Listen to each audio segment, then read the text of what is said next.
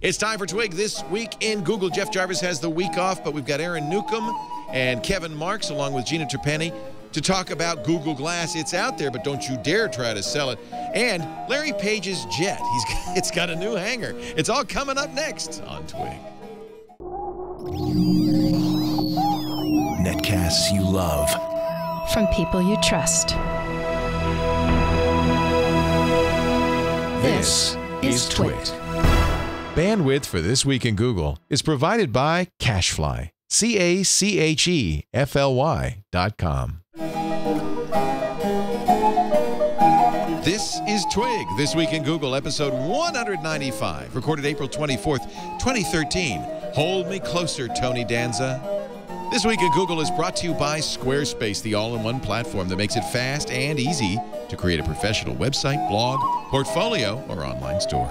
Check out their new commerce solution so you can start selling stuff immediately. For a free trial and 10% off your first purchase on new accounts, go to squarespace.com and use the offer code TWIG4. And by 99 Designs, the world's largest online graphic design marketplace. 99 Designs connects businesses seeking quality, affordable designs with a community of over 200,000 graphic designers. Visit 99designs.com/twig to receive a free design consultation. It's time for Twig, This Week in Google Hats. I'm Leo Laporte, and somebody left this. By the way, if you're watching the show and you were here on Sunday, and you left your nice Google baseball hat, Mr. Google. I think Larry Page was in the audience. We have it. We'll hold on to it for you. Joining us now to talk about Google and the cloud, from right to left, Gina Trapani from smarterware.org, founding editor at Lifehacker. Hello. And host also of All About Android. Hello, Gina. Hello. Good to be here. And new mama. Yeah. How's Etta? She's wonderful. She's just cuter every day. Oh, gosh. How's she looking in the Google Glass? She looks good, right? Oh, man, I cannot wait to use Glass on her. I just cannot, because she definitely smiles a lot more when, direct eye contact. So I haven't gotten my pair yet, but she's absolutely going to be my first. We're just going to do hangouts with Grandma. Mom is looking at you. Oh, yeah. I'm sure she's going to be like, what is that thing on your face, Mom? I don't recognize my mother. She doesn't have a bump over her eyebrow. Joining us also, Kevin Marks. Hey, Kevin, good to see you. Tunnelvision.tv. He's over at Salesforce now, but he's been at Google. He's been at Apple. He's been at British Telecom. He's been everywhere. I've been everywhere, man. I get around. Yes. Right now, he's in his garden. That's right. The Any birds are bird song singing. is my fault. I love it. Are you kidding? That really adds to the show. Yeah, look at those oranges back brings a natural feel to the show. It matches our wussy theme. Your themes are so bad. I can't imagine Steve Gilmore ever using anything like that. Also here, Aaron Newcomb of Oracle fame. Yep. But he's going to disclaim himself. Right. He's wearing a Raspberry Pi T-shirt, which I'm really digging. Yeah, everybody should get one. He also is a part-time host at Floss Weekly, our open source show. Great to have you. Floss Weekly. I was on All About Android last night in Jason's absence. Jason had a baby. We got to do breaking news last night. It was really fun. 3 p.m. Pacific last night, right before the show. Stacy had the baby. Jason watched. And the baby's name is Savannah, for those of you who were betting. We knew it began with an S. Beautiful name. Isn't that a Beautiful great name? Great name, yeah. And she is such a cutie. Yeah. Yeah. Etta's good, too. I love the new baby names. They're kind of old-fashioned and sweet, and I just love them. Yeah. Love them. So, I got to say, speaking of glass, we're seeing a lot of pictures now from Robert Scoble, and everything is just from his point of view, right? So it's slightly tilted and at a weird angle, and great for taking baby pictures. I'm not saying that, Gina, but I got to tell you, if we're all of a sudden just going to be a world full of Google Glass shot photos, I'm not going to be happy. They're just weird looking. Yeah, I mean, it's not high art photography, right? But Scoble's, here's the sad thing. Scoble's a really good photographer. So instead of using, his camera now, he's taking a lot of pictures from his right eyebrow. Yeah, it's that quality versus quantity thing, right? I actually haven't seen Scoble's. At some point, I just sort of unsubscribed. I'm looking him up on... just hashtag seen through glass. I guess, I'm thinking this must be done automatically whenever you take a picture. Is it seen through glass or... Oh, now that didn't come up with anything. On G+? He's using hashtag through glass. Through glass, you're right. And that must be done automatically. So if you do the hashtag through glass, you'll see a lot of pictures taken through glass. Wow, there's one that's just a blur. But some of these are kind of cool. I mean, there's one where he's on stage and you can kind of see the entire audience. Yeah. God, that gives me the butterflies just looking at it. You don't like public speaking? I don't. I mean, I do this show partially because I want to get over my fear of getting up on stage, but doing the show is a different thing than getting up on stage. Oh yeah, come on. We're biologically programmed to feel like, we're about to get trampled by a herd of blood-sucking enemies. See, that's one thing I know nothing about. I actually you're a natural. I don't say anything unless my ex-wife used to say, You don't talk unless there's 100 people listening. You're a special breed, Leo. I was born to be in front of a live audience. The plight of the introvert, unfortunately. So I'm guessing that this tag through glass is automatic. I mean, because you can't type, and I'm sure somebody's not hashtagging all these. So yeah, go to Google Plus, hashtag through glass. Yeah. Oh yeah, if you run the search, there's quite a few. Yeah, through glass. And so this is a good example of one where you can see the point of view is somebody's right eyebrow. I mean, it always is. And I don't know if I mean, I guess, what it has is it's kind of got that photojournalism, immediacy. Right. Yeah. At some point, there was a taken through glass hashtag, which Vic Gandotra used, but it looks like they shortened it to just that makes sense because you don't want to take up, I'm seeing lots of Googlers using through glass. Through glass, it must be automatic default because you're not going to type. For one, it's 5 megapixels. The image quality is fine. Oh, good. Let's see. Steve Lee shot. I want to see video. Let's see what the video looks like. This is apparently at Disneyland, California. Most of the video we've seen has been in the commercial. It's been highly edited. And, right. Oh, I did see this one. This is actually pretty cool. So this is first person on the this thing. I think you get up to 90 miles an hour in the beginning of the. It's like catapulted. This is a roller coaster. Yeah. You get. Oh, this is just made for glass, right? Like this kind of thing. Except you only get the first 10 seconds. Oh no, there was another one with the whole thing. No, I think it just restarted. Yeah, California Adventure. Oh, it just restarted. Okay. Oh, okay. Yeah, my son went on this a few years ago. He came off it. His hair was sticking straight up. There it goes. Oh, my God. This is the only way you're ever getting me on this. This looks like a fun ride. Yeah, it's like a railgun, exactly. Yeah. It's an amazing thing. You get up to, 90 miles an hour in 2 seconds, 0 to 90 in 2 seconds. Makes your hair stand up. This is a very good use of glass because you're not going to hold a camera. Right. I mean, I went on the Cyclone in Coney Island years ago and brought my digital elf and shot video and sort of, took the risk of just dropping it at some point. And it came out great, but it was, I didn't get caught by the attendants and, I risked losing the camera. I mean, this is really cool. This is a good use of glass. But the reality is most people are not doing anything like, things like this every single day. Well, I also have to wonder if Disney knew that he had a camera, would they have taken it away from him? Yeah, that's a good question. And how long before they start looking for glass? Mm-hmm. Well, maybe a long time, according to Eric Schmidt. Google's been saying end of the year. Eric Schmidt, I don't know if he made a mistake or if he let slip not till next year. He said about this time next year. Is the world going to suffer? Or will we all be greatly relieved? By the way, I have a pair of glasses that have a camera right over the nose. It's called the pivot head, and it's been around for a while. But is it Wi-Fi enabled? I mean, can you share and easily publish? No. It just records to memory, and then you take it off. And you have to, yeah. Did you see Tim O'Reilly's commentary on glass? No, I'd love to. Now, here's a guy I trust. Mm-hmm. If Tim says it's good, I want to know. What did he say? Me too. Yeah. I put it in the rundown here. He loved it. He said it's a magical experience. Yeah, okay. He said I huge grin. It's been a long time since a tech gadget had me grinning ear to ear so often.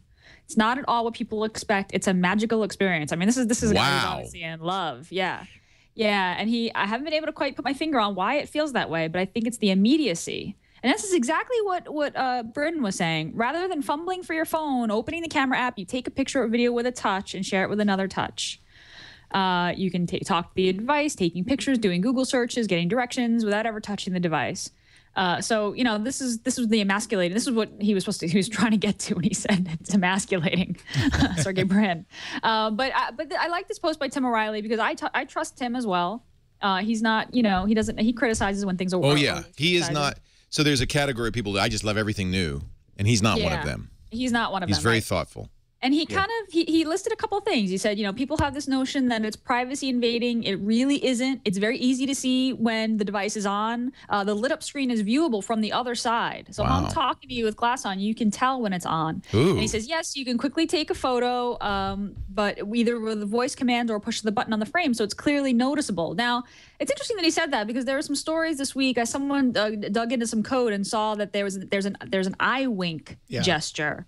Right. So it's possible you'll be able to wink and take a photo. That does not sound like it's enabled right now in the Explorer edition that Tim had on. And it may never be enabled because I think that is one of the sensitivities people have is that you could be taking a picture without anybody knowing. Even on some cameras now, by law or by fiat, they make a loud audible noise when you take a picture on some camera phones. And you can't turn it off. I think that seems to be societally acceptable.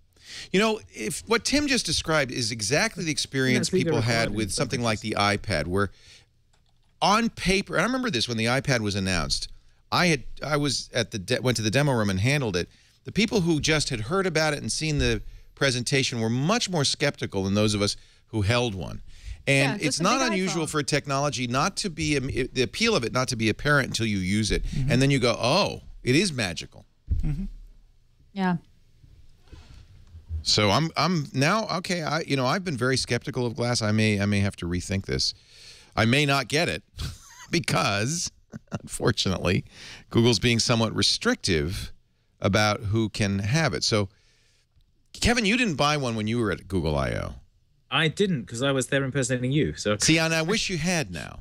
Well, no, it didn't work. So I had to like show more forms of ID and give them a credit card that had the same name on it and stuff. And that was like, this isn't going to work. So what I did is Jason Howell was there from All About Android and producer of TNT, and I said, Jason, get it, and I'll pay for it. Well, it looks like I'm never going to see it because it's now tied to Jason, right? Google's being very finicky about they are preventing loaning of it even, right? Yeah, you can't give it to someone, and they'll say they'll turn it off. They'll say we have the ability to turn off the device if you do this. If you give it to someone else or loan it or give it to anybody, we will turn off the device, is what it says in the terms of service that you have to agree to. I don't like this at all. Is this just for the Explorer edition, or you feel like this is going to be the case no. going forward? You can't do that with something people buy for real. Yeah. I feel like $1,500 is buying it for real. Yeah, I do too. That's the thing is if you pay $1,500 for a device like this, granted it's for early access and stuff, but I mean, that really rubs me the wrong way to say we will turn off your device if someone else, signs into it or logs on with it. Right. It's within their rights because you're. Well, I've had prototype agreements like this before, but that was for prototypes where you weren't actually wearing them in public. I've had prototypes from Apple. Before I worked there, which meant that we couldn't take them out of the room and things. And I've had prototypes from game development companies. We get an early access to a console where you get some version of a console that isn't finished yet, and you have these kinds of things. But it's a bit weird applying it to something that is actually being worn all around in public and walking around with it. My initial reaction is maybe this is to prevent a lot of scalping on eBay. Because people have tried to sell it for thousands of dollars on eBay.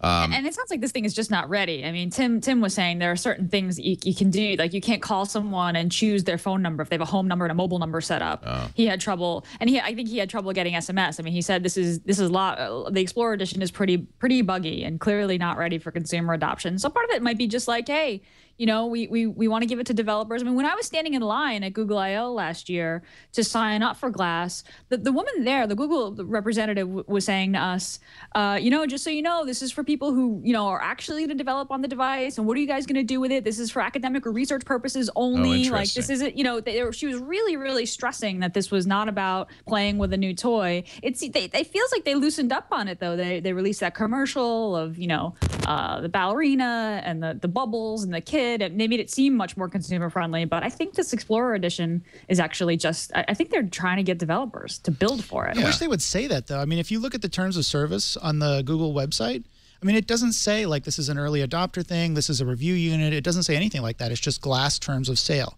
So by purchasing the device, this is what you agree to. But it isn't, I gather, a review unit. It is for developers. And, of course, I want to use it as a review unit. Yeah.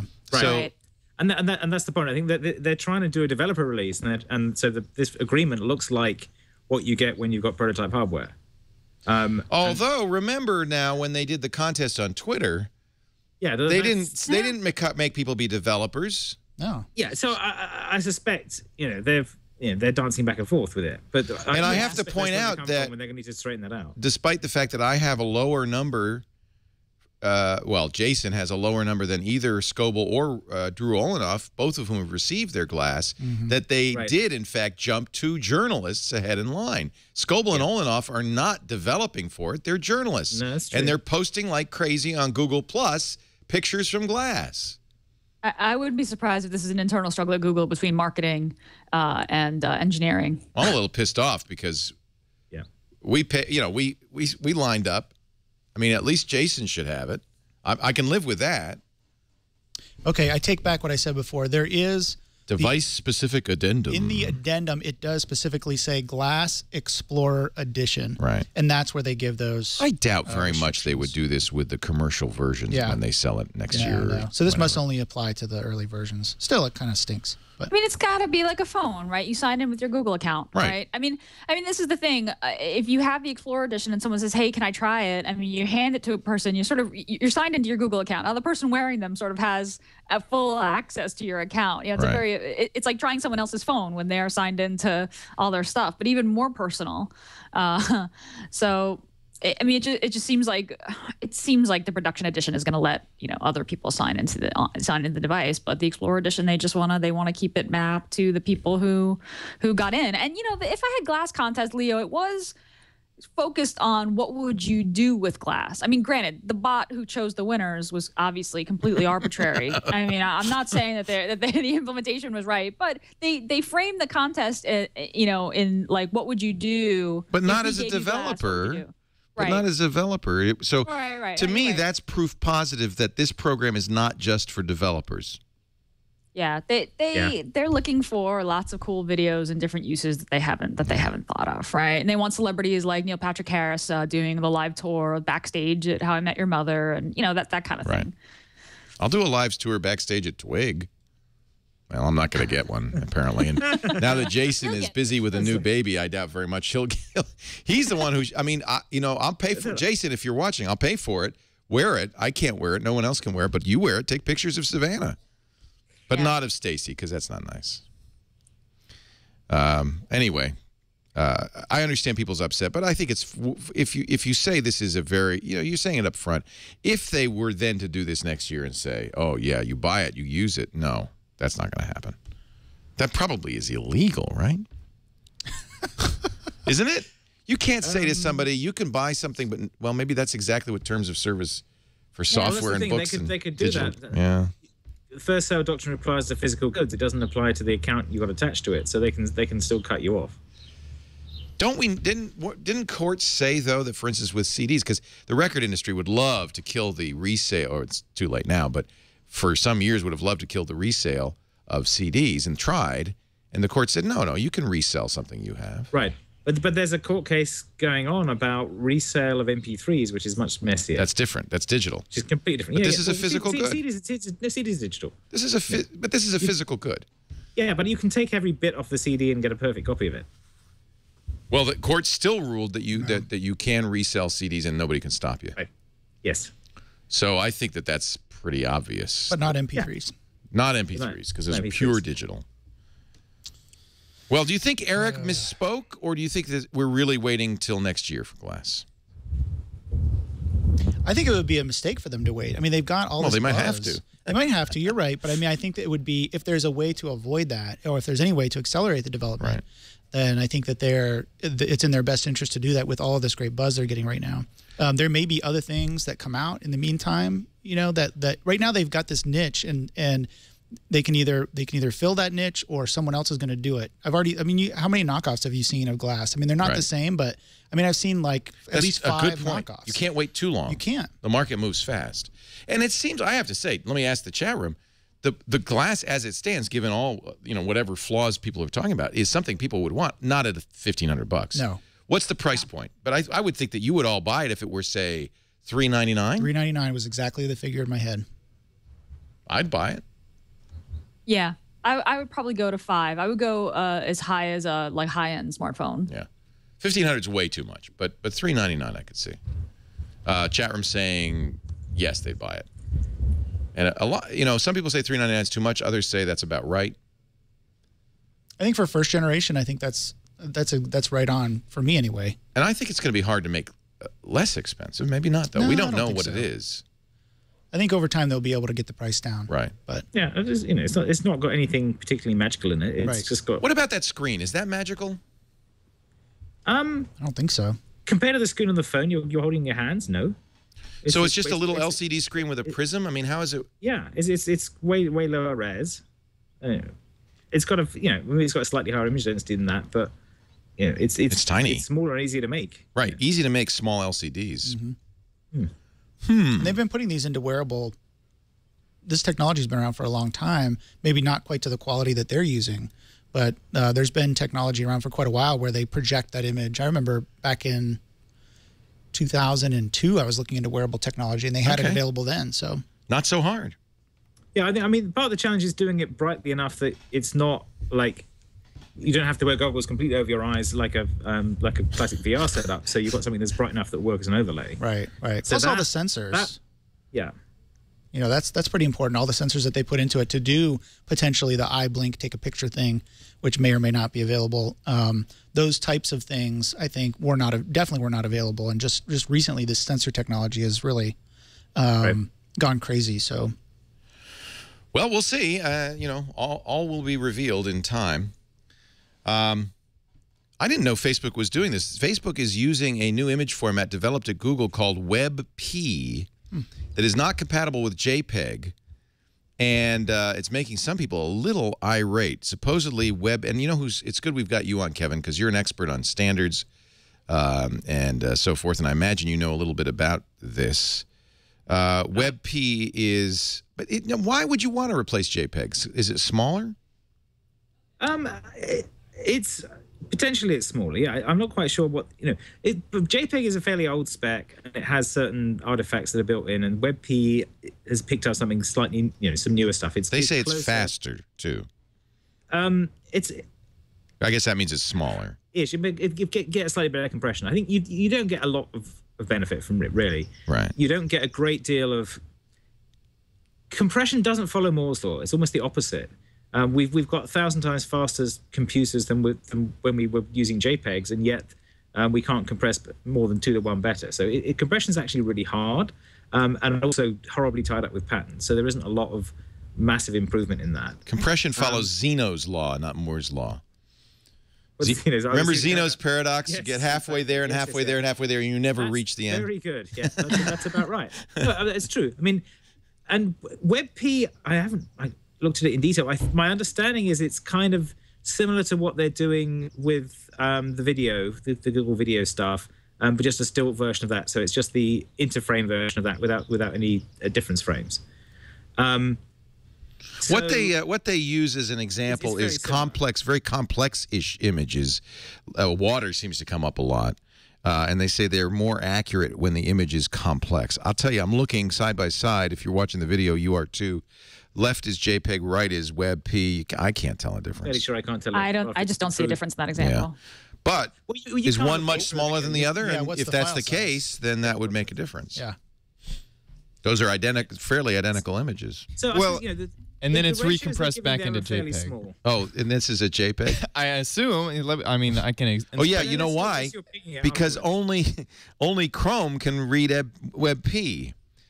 So if you're using any other browser, Chrome and Opera. Opera supports WebP. I don't understand why they're doing this. There are other compression techniques that are more interesting. The JPEG 2000 stuff that's actually wavelet based and therefore has the ability to download the first part and give you a particular resolution, then keep downloading to get higher resolutions. And that would be something that would start to make sense. Now you've got to build a page that works on different pixel densities. If you've got to make it work on your shiny new phone with 400 and whatever it is DPI and an old phone that is 72 DPI, then having something that lets you download higher resolution ones over time would be better. We've had that for 10, 12 years with JPEG 2000. What about ping? They sometimes say this is comparable to ping, PNG, because it does have, apparently has transparency, which ping has. Right. What I understand from WebP is that it's a combination of basically it's a combination of JPEG and PNG. So you get the good compression of JPEG, but you're still able to support things like transparency with which PNG. PNG is replacing GIF. Right, exactly. So you can do transparency with PNG, but you can't do transparency with JPEG. Right. So this is kind of a balance in between. And the so just an alpha channel? Is that it? Yeah, you get an alpha channel as well, and it's a 45% reduction in size when starting with a PNG and then transcoding that into WebP. So there could be, of course, it's going to depend on the image and blah, blah, blah, but there could be a significant savings. The issue, though, is if you go to Facebook and you're using Chrome or Opera, Facebook delivers you not a JPEG, but a WebP image, which you could download, but you can't open in anything. And that's kind of, this is why we have standards. From this article, good article, by the way, from Stephen Shankland on CNET. We have some images, and I'm going to have to open these in Chrome. This is an image of sunflowers. First, let me open the JPEG, and then open the WebP, and I have to do this in Chrome. And this is from Facebook. So this is a JPEG version of sunflowers, which looks quite lovely. And this is the web. I'm switching back and forth, but as you can see, I don't see any difference. There's no difference. Now, here's the key. But how big is it? The one on the right is about half the size of the one on the left. So now you see why. Remember, Facebook's serving lots of images. I don't know what so those two images were 159K for the JPEG and 103K for the WebP. That's pretty good. Right. We've had other compression algorithms over the years that were better at this kind of thing. So the JPEG 2000. And by the way, all browsers support JPEG 2000, right? I'm not sure. I'm not sure. It seems that what JPEG 2000 support is pretty widespread. I've seen it around for a long time. It's been around for a while, but I think there's still some lurking pattern crap that means it's not there. Ah, interesting. And I presume that Google's other argument for WebP is that it's unencumbered. Right. It's like WebM. Yeah. Yeah, that's the point is it's unencumbered. So here, look at this one. This is a JPEG compared to WebP. This is an almost 50% smaller file in the WebP. And again, as I flip back and forth, I don't see any shift at all. Maybe at a higher resolution I might, but you could see why Facebook would want to do this. That's saving them 50% in bandwidth. But the browsers don't all support it, only Chrome and Opera. Yeah, and worse of all, of course, you download this and try to open it in Photoshop, and it's going to go, huh? Yeah, but that's easily fixable. You can get a plugin for Photoshop. Right. But yeah, JPEG 2000 I got Safari's, but I'm not sure if it's got support in everything. Google has added a WebP accept header support to Chrome. So if I enhance. Enhance. So this is the waves. Now this is the waves on the JPEG. Okay. This is the waves on the macro blocking. On the significant WebP. macro blocking difference. Right. You see JPEG, a lot of chunking. So this is, of course, when I'm zoomed in very far. Right. So here's But that's where you'll see it is in solid colors. Right. So JPEG, WebP. Kevin Marks is leaning in to his laptop as if you'd be able to see that over the stream. You won't be able to, Kevin. JPEG, I can assure you. Exactly. WebP. Now, this is like there's the TV adverts where they show you, look how good this screen is. Right. Only as good as your TV. Exactly. Yeah. And I mean, the reality is that 99.9% of Facebook users are not trying to open these images in Photoshop or an external viewer. They're not going to view it at a size that's larger, than the browser window, right? I mean, this is huge savings for Facebook, and it's going to affect a very small percentage of designers or whatever who are perfectly capable of downloading the plugin. I mean, it's a little weird, but I imagine that they save, billions of dollars. Yeah. No, this is not insignificant for Facebook. And but as you say, they could have chosen JPEG 2000. So I don't know why they didn't. And I'm sorry, did you say JPEG 2000 was encumbered or unencumbered? He says slightly encumbered. I think it's still encumbered. I'm not sure. I'd have to go and read a bunch of stuff. Who owns JPEG? No one anymore because the patents have expired. Okay, so it's not like it's the Joint Photographic Experts Group. Experts Group, right? But it's old. It's like mid '80s. So sold and nobody cares. Yeah, but JPEG 2000 was obviously ratified. I think it was ratified in '99 and has a few leftover patents in it. But a couple of years left though, and then we're done. 20 years, right? Yeah, it should be. But you can get submarine bastards who come and get you. I'm becoming such an expert on patent law lately. I don't know why. But the difference between JPEG 2000 and the point of it is that it uses what they call wavelet encoding, which means you encode a sort of low resolution image first, and then you successively encode differences of that as a sort of higher frequency components that you add in.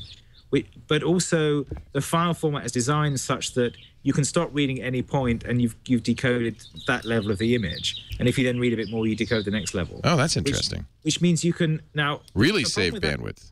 So the theory of that was you could, just as you could have progressive JPEGs that kind of do that, but actually they have several copies in. This would give you part of the image and let you stop. But the problem is you have to know where to stop. Right. And which means you've got to have your renderer in the fetch loop, which is not really how the browsers work. Right. So it's a sort of it was a solution to that problem but it was designed 15 years ago, and it doesn't actually solve the practical problem of I just want to load the low res one at this point because you don't know when to stop. You have to be decoding on your read thread, which is not how the browsers tend to be architected. Yeah, you remember those bad old days where you'd go to a web page, it'd be a progressive download, and the picture would be ugly, and then slowly get better and better. I don't miss those days. No, we can do without that. Thank you very much. But the point would be, but this is the challenge we've got with web design at the moment, which is because the pixel density of the devices varies so much. A lot. Yeah, by factors of 4. This phone is over 460 dpi. Right. So what do you do to that? One answer is you use SVG, like I was saying a couple of weeks ago, which is a really good answer because it works everywhere, and it literally does work everywhere because all the browsers on mobile support it. But if you actually have an image like that, that you want to have extra crispness in, then you end up having to store multiple versions of it, and making that work on the web is still a bit messy. Google fined 145,000 euros by Germany. We talked a little bit about this on Security Now and how absurd this was. This goes way back to the Google Street View cars collecting Wi-Fi, little snippets of Wi-Fi information. One of the things Street View was doing, quite reasonably, I think, was mapping its GPS to match access points, open and closed, because then they can do a Skyhook-style triangulation service that doesn't require GPS. They could say, I see 4 access points. This one's this strength, this one's this strength. I know where you are, and it's actually a really good service. You have it in your phone. Apple's doing the same thing. There was a company, as I said, called Skyhook that was doing this. Google's mistake, and it was a mistake, I'm convinced, was that in the process of looking at these Wi-Fi signals, they were capturing a packet or two of data and saving it. Not in any attempt to snoop, because in most cases it was encrypted, and if it wasn't, well, then somebody was sending it through the air unencrypted anyway. And I think even they said that this was one guy, the guy who was writing some of the software, did this. Like Google, the bigger Google didn't even know what was going on at the time. In fact, it was the bigger Google that notified Germany and others, oh, we made a mistake. Sorry about that. Well, this has been going on for a couple of years. This happened in 2008 to 2010. And Hamburg data regulator Johannes Kaspar, who had reopened the probe after prosecutors dropped the criminal case last year. In my view, this is one of the biggest data protection rules violations known. Internal control mechanisms have... Oh, no, that was Google. They probably didn't say that in a German accent. Internal control mechanisms must have severely failed, said Google.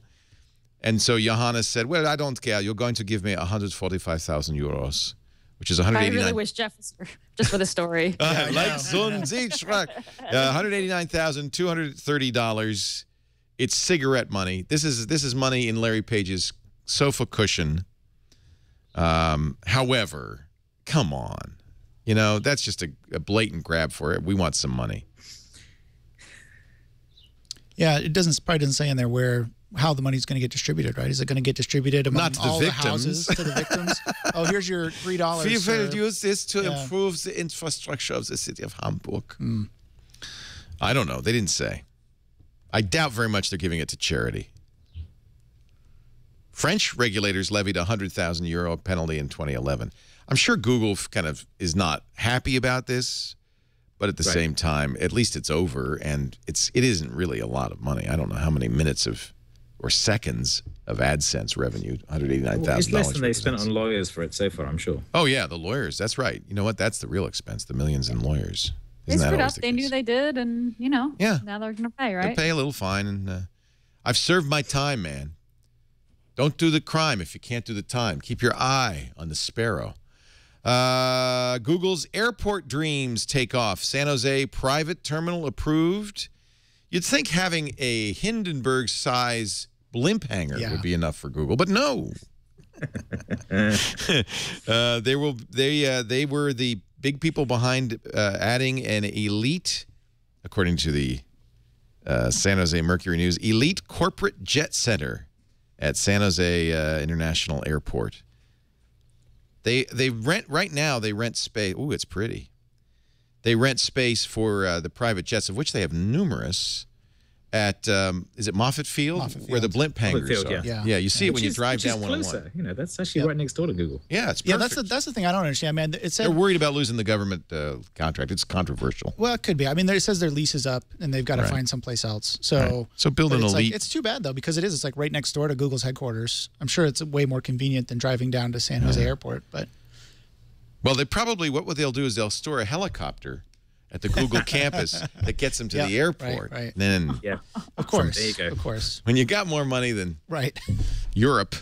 So I told you my business idea. This was speedboat service from San Francisco Airport to Facebook and Google headquarters because they're both on the water. Cigarette boats. Yeah. Get a cigarette boat. Richard Branson would love that. Is this a business idea or? This was just like. I was just amused by how long it takes to get from SFO to Google or Facebook when you fly over them to land there. Right. Funny. You could just drop us out of the airplane right here. We'll get out of here. Just give me a parachute. And some Google Glass to use on the way down. I often think that when I fly south, because I fly over Petaluma, if I fly down from Seattle, say I'm home. I'm right here. Just let me out. Open the door. I'll jump out. $82 million facility will be on the west side of Mineta San Jose International Airport.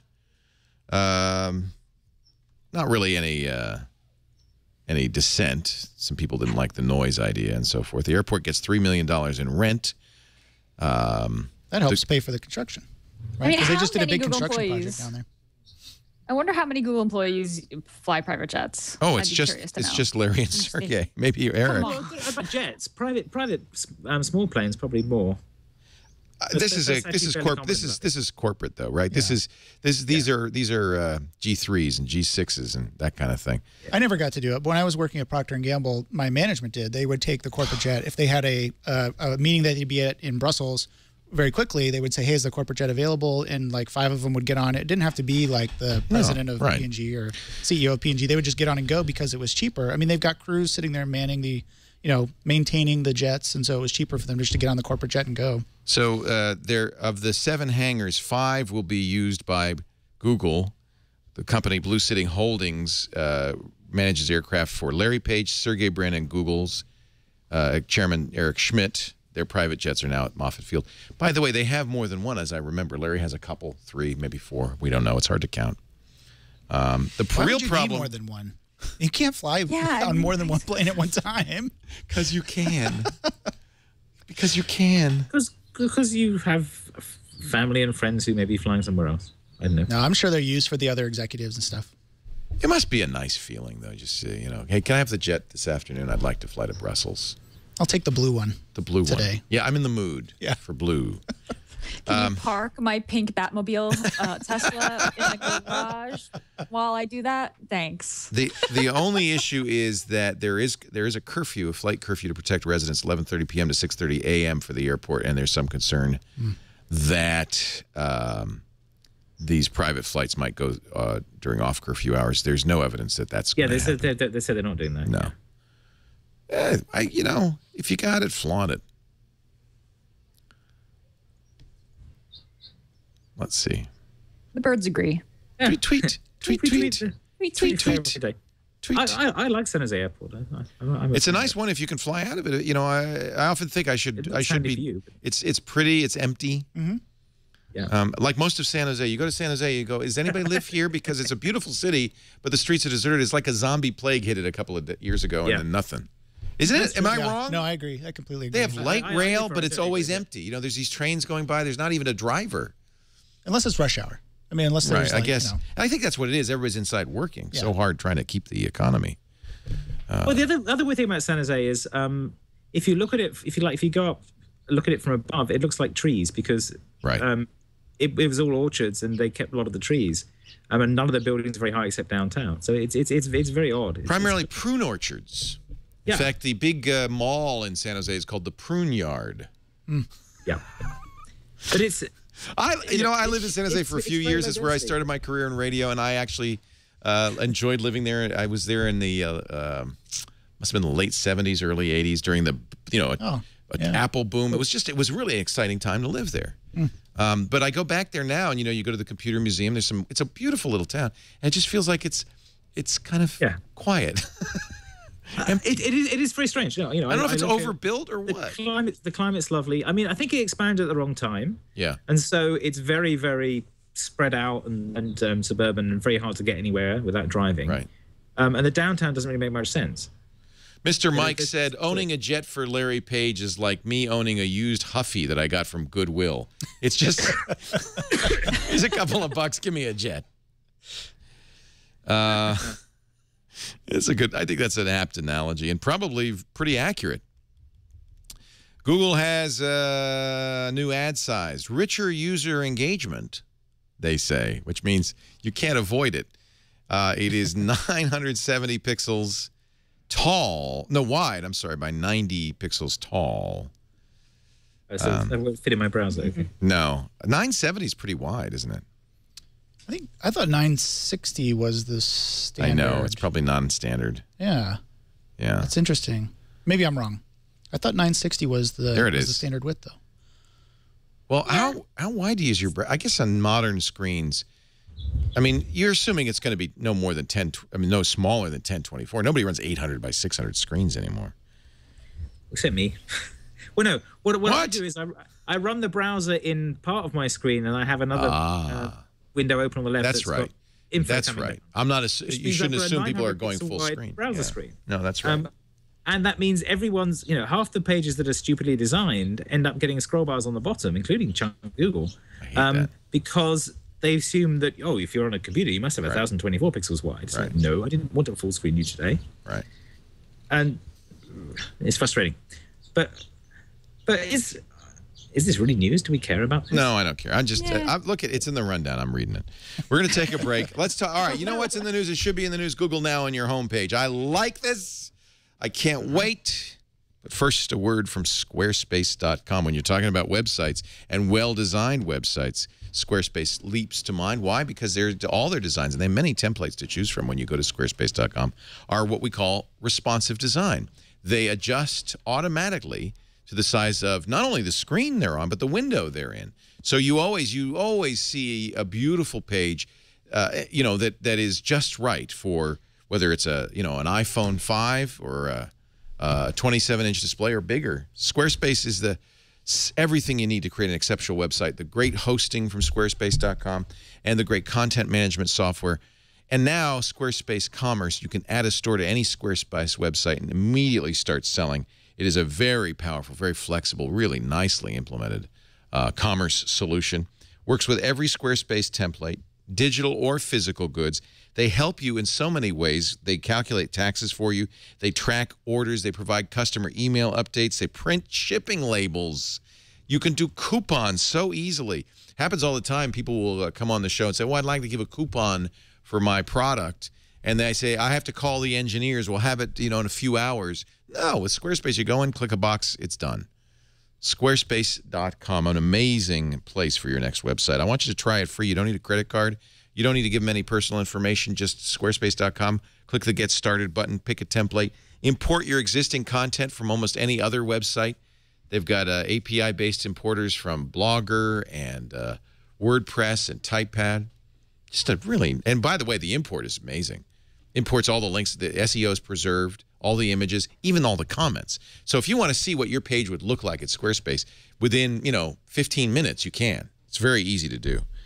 And by the way, another great thing I love about this is, done right. So your content is separate from your design. You can try another template. You can go through all the templates with the same content, kind of like Zen Garden, right? CSS Zen Garden. So you can just, oh, it looks nice. Oh, nice. And then drag and drop. You don't have to know any code. If you are a JavaScript or a CSS coder, they've got a great developer platform with a, syntax, color coding in the editor and all of that stuff. Just everything you want, I'm telling you, including this great e-commerce. And then, so go and try it for 2 weeks. You don't need to give them a credit card. If you decide, hey, I kind of like this. I could live with this. Take a look at the pricing. $8 for the standard plan, $16 for the unlimited plan. That means unlimited bandwidth. You'll never get a bandwidth bill. Unlimited pages and galleries and blogs. Unlimited storage, unlimited contributors. If you buy the annual plan, it's $16 a month, and they'll throw in a custom domain name. They'll register for it, and hook it up and all of that. Now, if you want the e-commerce, it's only $24 a month with an annual plan. It's amazing. Amazing. Squarespace.com. Look, if you're looking for a new website, or maybe you want a better host on your old website, you owe it to yourself to at least try it. Squarespace.com. If you decide to buy, use our offer code TWIG and the number 4, because it's the 4th month, April. TWIG4, and you'll get 10% off your first purchase on a new account. Squarespace.com. You don't need this offer code until you decide to buy, and then use it, though, if you would. TWIG and the number 4. We thank them for their support of This Week in Google. I'm excited. I can't wait. When are we going to get Google Now in our browsers? I already am, a huge fan of Google Now on my smartphone. And I guess there's code in here.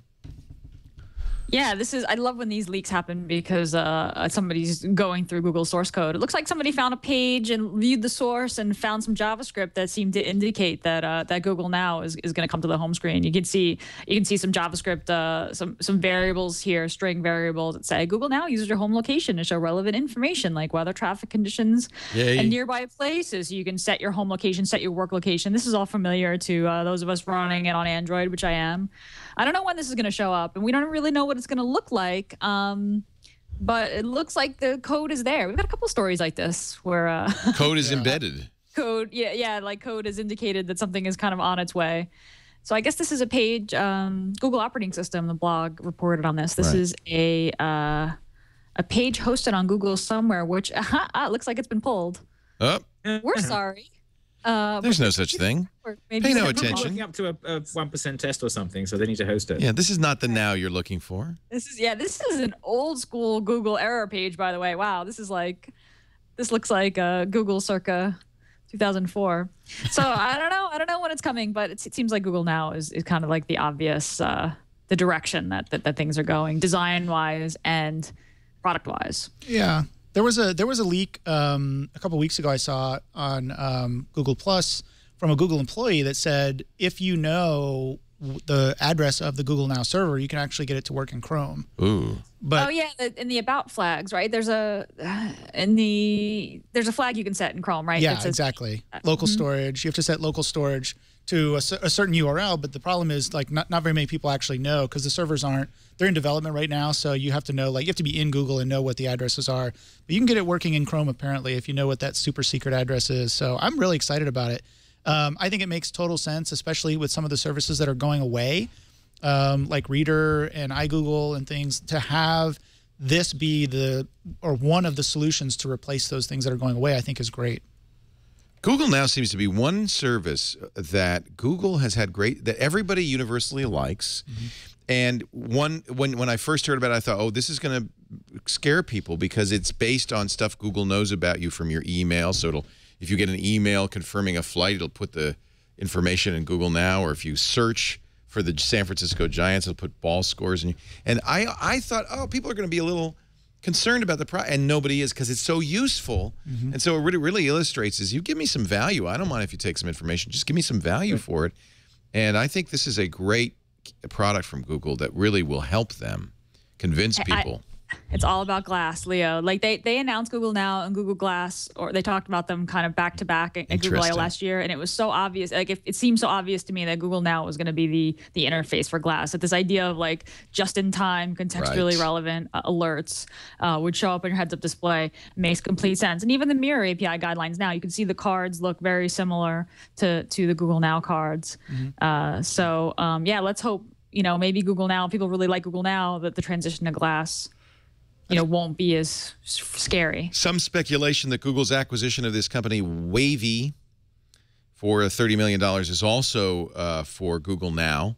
It's a summary. It's a natural language processing, does some summary stuff. Apparently, Apple and Google were both bidding for the Seattle startup. Oh, that's where you want to be in a bidding war between Apple and Google, man. Money. Maybe. The smile on the CEO's face, and he just comes out of that. Yeah, I can't really lose, can you? Yeah. So Wavii maybe a little bit better than for Google Now than Siri, according to TechCrunch. Should be interesting. They had raised a mere $2 million in angel funding, and so it sounds like nice bit of profit there. Nice. What do they call that? There must be a phrase for venture capitalists have for that. 10-bagger.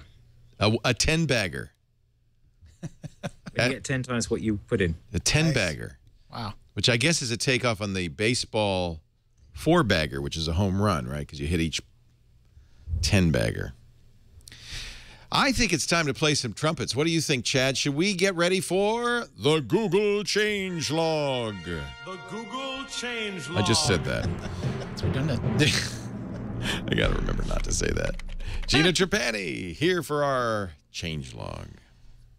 Google launched a new app this week called One Today. It's an invitation-only pilot program in the U.S. only. So you have to have an invitation to actually use it. But you can go to google.com/onetoday, one spelled out, one today, to sign up for an invitation. I haven't gotten an invitation yet, but the app is available in the Play Store. It's called One Today, and it's a way to feature charitable causes, charity organizations, and let users very easily donate $1, $1 today to a cause that they neat. Inspired by. Yeah, I kind of really like this because this is kind of right in line with Google, their sort of philanthropic organization. I really like the idea that you can, each day a different cause gets featured. You can donate $1. It's got to be, I'm sure that it's going to be tied to your Google Wallet account. I'm sure that it's going to be as easy as an in-app purchase, and it's social as well. I'm not really sure how this is going to work, but I think it's going to be tied into your Google Plus circles.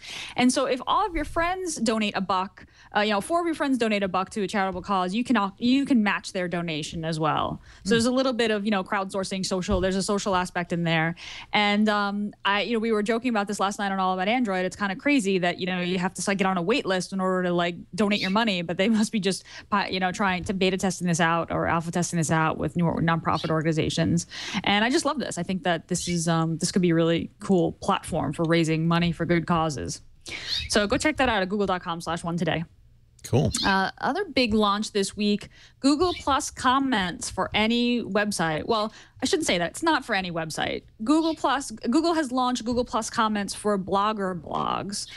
Just enabled those. So if you have a blogger blog, you can see Google Plus comments on the blog. This is pretty cool. We know how this works, right? Facebook comments. Facebook has had this for a while. Similar deal with Google Plus comments. Someone can come to your website and comment on the content right there on your website. So when you embed this on your page, you've got a little input box to comment. If people on Google Plus are discussing your web page on Google Plus, you'll also see that activity on your web page, which is really nice. So awesome. People can comment publicly, which everyone can see those comments, or people can comment on your stuff privately or to only particular circles. And of course, the author of the webpage can only see the comments that they're allowed to see. So people who have had them in their circles. So this is looking pretty cool. I mean, we've been sort of waiting for this, I think, for a while. Google has only released this for Blogger, but it turns out that the JavaScript snippet to make this happen is very, very simple. So there's already a WordPress plugin out there that lets you add these to your WordPress your WordPress blogs if you want them. So nice commenting system, Google Plus based commenting system now available. What else do we have? Oh, Google search results. Google's constantly sort of tweaking the design and functionality of their search results. There's a brand new green drop-down menu next to search results when you search for something. If you click on that down arrow, it's a little down arrow. I think it looks like Chad's zoomed in there. Yeah, you get that little green down arrow, and you get a couple of options. Cached, which lets you see the cached page if the website is down. Similar, which shows you, and actually not in that example, not everybody has similar, but some results do. Shows you similar search results. And share, which just pops up a Google Plus, of course, prompt to share the web page in Google Plus. And finally, I talked about this a little bit last week, but Applications Open, Google Summer of Code is a project that basically pays college students $5,000 to hack on an open source project over the summer from June till September. It's a really great program. Student applications just opened this week. You've got I think a week and 2 more days to get your application in. If you're a student enrolled at full-time university or college, you can apply to Summer of Code. You choose the project you want to work on, and then what project you want to work in within that project. You get assigned a mentor. You only get paid if you ship your stuff, but it's a great experience, great resume item, pretty good money. Better than flipping burgers. So definitely check that out. That's at google-melange.com. You can see all the organizations. And the open source project that I run, ThinkUp, was accepted as a mentoring organization. So I'm going to be mentoring hopefully 1 or 2 students, or definitely 1, hopefully 2 students this summer. So check that out. And that's awesome. All I got. The changelog. Play the drums. And that's the changelog. Every week, Gina gives us the latest new features in Google. This was a listener's idea, and I think it was a great idea. Yeah. Just all in one place. Everything that's new. Hey, Gina, do you get Google to pick your interns or whatever they are in the Summer Code? Yeah, exactly. Yeah. So students submit an application through Google's system, and we put out a series of questions that we want them to answer, and they get a couple of weeks before applications open to interact with the mentors and the kind of leaders in the community about asking about proposing projects that they want to work on and getting some guidance. So they submit applications, and then we accept certain applications and assign mentors to them. Okay. So cool. Yeah, we do get to decide. You thinking about doing that for? Yeah, I just signed up for a course at San Jose State. Maybe I can weasel my way. Oh, you want to be an intern? I want to work for Gina. I want to help you. I think Gina would let you in. No, I was just curious whether Google decided or whether you got to decide who it is that works for you. So yeah, I mean, there are eligibility requirements. Like you have to be enrolled full time. There's a series of eligibility requirements for students. But as long as Google deems you eligible, then you can apply to whatever projects that you want. But then the projects have to accept you. Yeah, cool. Yeah. We continue to move along in the move in cell phones from using the cell infrastructure to the data infrastructure. Facebook in March allowed Canadian Android users to make free calls from the Facebook Messenger app. Now it's in the U.S. version as well. If you're in a Facebook chat in Messenger, you tap the I button inside the conversation, select free call, and you're talking.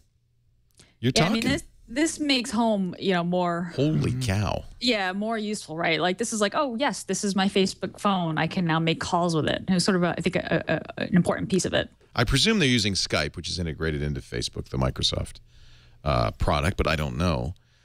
You do not need to update Messenger app or be running Google Home. It's just, you'll have the chat heads feature. It's in there, and you just tap 3 info dots next to a person's name to move the there it is, Messenger. Yeah, you probably have it. I mean, I think it's just. Yeah, I have it. Data rates may apply. Yeah. Yeah. That's pretty cool. I think Apple's doing this, moving towards this, and if you're a carrier, I just gotta wonder if you see the writing on the wall. You're going to become a data provider, not a voice provider. Right. If you're a carrier, you better be working on making your pipes bigger or serving more data. Yeah. I just set my mom up. You know, she's been visiting for a month. At 80 years old, she has an iPad. I just set her up with a Galaxy Note 2, her first smartphone. She loves it. I thought, you know, it's a big screen. I can get the text pretty big. She loves the stylus. She's an artist. She sketches on it, and I put Skype on it. And I said, "Watch this, Mom." And we had a little video call, and I said, "You know, first of all." Now she can text, and she had to have a smartphone because the grandkids, no, we don't respond to email. Mm-hmm. If you want to reach somebody this day and age, you gotta use text messaging, right? Yeah, yeah, and even phone calls go right to voicemail, right? Yeah, so you gotta have. So she had to have a smartphone, and this is kind of a nice additional thing. So on her, I put it on her laptop, on her iPad, and on her Note 2. Do you want to do a call? Oh, look, Kevin Marks has messaged me. On Facebook. On Facebook, but now that came. I just pressed the free call button to see what happens. Wait a minute. Do I have to have Messenger launched? Let me just see here. Facebook Messenger. Oh, you know what? I don't think I'd ever used it on this phone, so I'm going to log in. Now you should be able to try to. Welcome to Messenger. Reach friends wherever they are. You're calling me. Well, come on. Yeah. So how do I answer? It's not ringing. Up on your. It came up on my laptop. I wonder if it's confused. Let's press the I. Kevin Marks, free call. Please note your carrier's data rates may apply.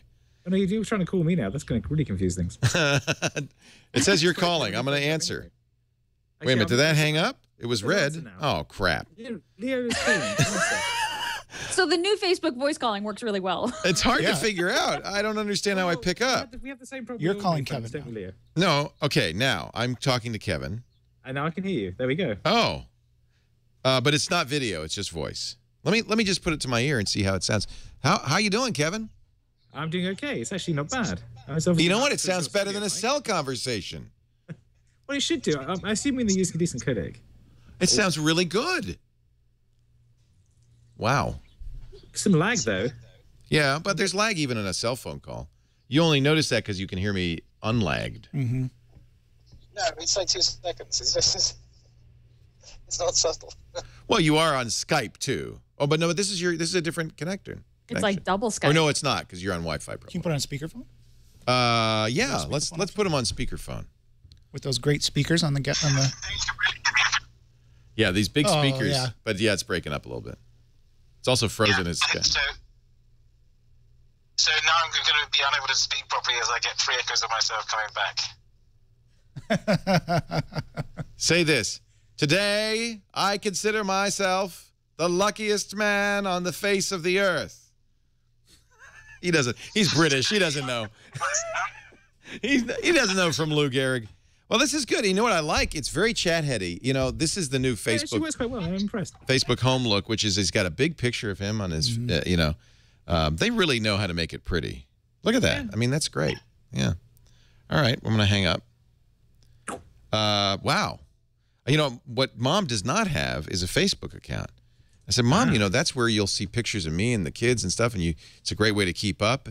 And she said, I don't want anybody to know where I am. So my job tonight is to see if I can make a Facebook account that's invisible to all. You can, right? Yeah, well, kind of. Kind of, sort of. I bet I could turn up the privacy to 11. But then she could do that too, right? That's easier than Skype.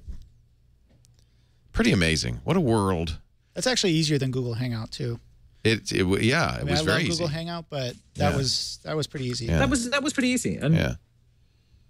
Oh, and it says Leo missed a call from you at the bottom because you didn't pick up the first. I didn't pick up the first time. Yeah. Well, I mean, the thing is, it's showing you I mean, what it's like is the calling in Google Chat, right? But they haven't actually made that work well on the phone yet, right? They need, and that's where Babel will solve the problem, right? Because it'll be cross-platform. So, yeah. Let's hope, anyway. This is what Google could do in Babel. No, I mean, and this is this is fascinating for me because this is when I was at BT 2 years ago. This was like you realize we could do this to everyone's phone and make phone calls, and they didn't quite get it. Yeah, because it kind of undermined their business model. Well, no, it didn't, because they can connect out and charge for that. Exactly the way Skype does. Right. But we can make this bit, they don't care about within US calls, but if we call the UK, then that's when they make money. Interesting. But, anyway. I still think carriers must be a little threatened. First, they're losing their SMS business, and now they're going to lose their voice calling business. Yeah. It's the same thing that cable companies are going through. We don't want to be wholesale bits on pipes. We want to be premium bits on pipes. Right, but the challenge is knowing you can't tell what a premium bit is. Right. I'm afraid the future, the die is cast. Netflix proving that its strategy was correct all along. They showed a strong profit. They said, we have paid for all of our new programming that we're creating, like House of Cards with Kevin Spacey, which was a $100 million investment. They now are besting in the United States the subscriber list for HBO. They added 2 million new subscribers, and that more than, 2 million times $7.99 a month, 16 million a month. Yeah, that's a good way to pay for it. Pretty impressive. They're up to 29 million online users, which is more than a home box office in the United States. When is Arrested Development? Soon. May 26th. May 26th. Yeah. Yeah, I'm waiting for the second season of House of Cards. Yeah. That was a good show. Now, you're British, Kevin Marks. I am indeed. Yes, indeed. And I watched the British House of Cards, which is about Parliament, not Congress. Yes. But it's the same idea. It's the same basic plot. Yeah. Which did you like better? It's for, there's 20 years difference in production style as well. That's true. Which makes it hard. Yeah. I really like the British one, but I enjoyed this one too. But they're different things, and they had to take them to slightly different It's places. nice you can watch both on Netflix. Yeah, but it is somehow, I don't know, the scheminess seems slightly more plausible in the English one to me, but and that may be because he was the author was in Parliament and at the time and had a sense of the mechanics there that wasn't there in the Washington one, because some of the plot mechanics in the Washington one were a bit weird. Right. It seemed awfully corrupt. I won't spoil it, but no. There's some of the things that the guy does. He's like, he did what? Why would he do that? He's a chief whip and he just did what? Yeah. Because he's a master strategician. Right. He knew 3 moves ahead what it was going to happen. I gotta watch it. Yeah, you haven't seen it? I haven't seen it either. I haven't seen you it. guys are making me really want to see it. You get time to watch 13 hours of TV. Yeah, well, there's so much good TV going on right now. There's Game of Thrones and Mad Men, and I just haven't. And I fired up Netflix and was like, I know. Let's talk about this. It's very competitive. And it just shows you that the secret is not to be a pipe, not to be a conduit, but to be a creator. You want to make money, create content. Well, you can do both. I mean, they're different kinds of business. A commodity business is a really good business to be in because it means everybody wants to buy your thing. So, but how do you distinguish yourself as a commodity business? Good. Well, you don't need to. You're a commodity business. Just do it well. Do it well. But that's the mistake is saying, we need to not be a commodity business. No, actually, a commodity business is a really good thing to be. It means you're in a business you understand that people actually want. There's a price for it. Right. You can just iterate on that. Is it that there are fashion business is much harder, but there are people who are good at that, and that's what the production companies are in. What you don't get in a commodity business is the insane multiples that you get in the tech business, and unfortunately, everybody's so stock market driven these days that they're not real happy with, hey, we're going to grow 5% a year. It's like, who cares? I'd take it. I think there's a parallel. I can't believe Apple stock hasn't gone up. That was the weird one for me. It's like, okay, Apple has announced, yes, they've made more profits than anyone else ever again. Oh, and their stock's still... Well, this future, we had a good conversation on this in Mac Break Weekly. We hadn't seen it yet, but we knew the results would come in. And it's all about not what's happening today with Apple, but what the future looks like for Apple. And I think the market and many of us are starting to think maybe Apple's lost its mojo, and what will the future look like? Apple's a perfect example of a company that does not want to be in a commodity business. That's Dell. Mm-hmm. They're kind of in the fashion. Sure, they're at the fashion end of a commodity business. They're selling the expensive version of the premium version of the other things. Right. And they do that supremely well. And they do that. And this is Cook's genius is making that actually profitable. Right. But it is tricky because it is easier to replicate some of the stuff. Sure. Right. Netflix is going to add a $12 a month plan that'll let you get 4 different streams. This shows where people are going with this. We got 4 people in the family all watching at the same time. Yeah. Oh, wow. Sounds about right, yeah. Yeah, he does. isn't the Netflix making House of Cards? I thought I heard a quote that they basically said they wanted to become HBO before HBO became them. Yes. Right? I mean, they're scared of Yes. HBO Go, right? Yes. But they're not tied to the cable companies the way that HBO is, right? So I thought that this was more about them being like, oh, we've got to make a move and start off. Well, it's also very simple from a financial point of view. They spent $100 million. All they have to do is get 1 million new subscribers. They've paid for it, and they got 2. So it was a very straightforward thing. What they've proven is that people will get a Netflix subscription just to watch a show. Right. Yeah, and that's because that's been always the ding against Netflix, is that the selection isn't always the best. So they got Arrested Development. They have a new horror series called Hemlock Grove, which just launched. And what's really interesting to me is instead of dribbling this episodes out once a week, they just boom, here. Yeah. 13 episodes. Boom. just Because you know drop what? That's how I want to watch it. Right. I think they get that. And this is the same thing that, I mean, YouTube is doing something similar, right? I mean, they're paying people to create content. I mean, in their case, it's not a subscription they're looking for. It's an ad revenue, right? But I think it's the same thing. I mean, they've kind of maxed out what they can do. Or maybe not. Who knows? Maybe they'll surprise me. But YouTube's kind of like at the top of their game. So it's like, where do we go from here? And I think their answer is, hey, we create our own content and we double down. So I think Netflix is doing something similar, and good for them. It also shows that people are honest and willing to pay for content, because you could easily game the free trial, given that they put 13 episodes in. You get, what, a 2-week free trial? Mm-hmm. You could do a free trial, watch all 13 episodes, and move on. But I think people are honest. They're rewarding Reed Hastings for creating this content and looking forward to these other shows and saying, you know what, I do want to pay $7.99 a month. Well, I mean, the thing that it works really well for is a series. You find a series you want to watch, and you can go through that. It's awesome.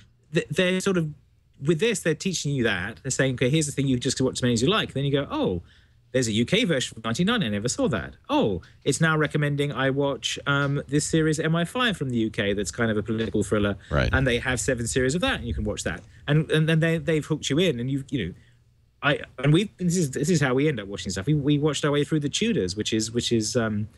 Great fun. And, but that was on Netflix, and worked our way through that. It's awesome. I wonder if Netflix could fund those programs that, like, those beloved shows that get canceled too soon. Yes. So like something like the Veronica Mars movie, or like a new season of Veronica Mars. Yeah. Or Firefly, right? Like, so instead of doing a Kickstarter, which everyone's sort of getting annoyed about all these rich celebrities doing Kickstarters now, that they can sort of get funded through Netflix, or if they can negotiate the rights, Yeah. Why not? That would be awesome. I mean, Firefly alone would triple Netflix's subscription. Yeah, remember, Netflix is not becoming a production company. They don't. They just say they're an investor. You know, Joss Whedon's got a production company. You just say, Joss, we're going to give you $100 million. You know, this House of Cards, they were shopping it to everybody, and Netflix stole it out from under. I believe it was HBO. We don't know for sure, but stole it out from under somebody else. It might have been a network, by offering them $100 million, and they said, "Oh, okay, deal." But how did Arrested Development though work out? I mean, isn't there somebody has the rights to that. Yeah, I don't know. I mean, so that was but it's a production company that's been passed on by the network. That's the point. So the production company puts it together and makes it, and they would probably have to go and get all the actors to recommit, because whatever options ahead of that would have expired. Sure. But you know, they're good at doing those kinds of things. That will work. Happens all the time. It's all about money. That's all. You can write a check. Sure, I'll come back. I'll do the show. Yeah. Now, I'm interested in what your thoughts are, and I shouldn't do this without Jeff Jarvis here, because he's such a lover of the Chromebook. But oh boy. Oh no. You can channel him, okay? Net Market Share, which measures traffic, monitoring operating system traffic by looking at what browsers are coming into websites. Just started monitoring worldwide usage of Chrome OS. The percentage of web traffic from Chromebooks, 0.02%. A figure so stunningly small as to not earn a place in the rankings at all. 2 years they've been selling Chromebooks. How do they tell that from Chrome? I guess the Chrome browser in there probably reports, the user agent probably is Chrome OS. I don't know. They must use a user agent. No, you know what? As I remember, it's more than user agent. They're a little bit smart about that. Okay. But you can tell what, right? Yeah, you can tell from. Yeah, there's ways to do that. I thought HTTP reported not only the browser but the operating system as well. Maybe. Yeah. And it could be spoofed and all that, but So, but we knew this was a specialty product. This is where Google changes the Googlebot's browser signature to be Chrome OS. Yeah.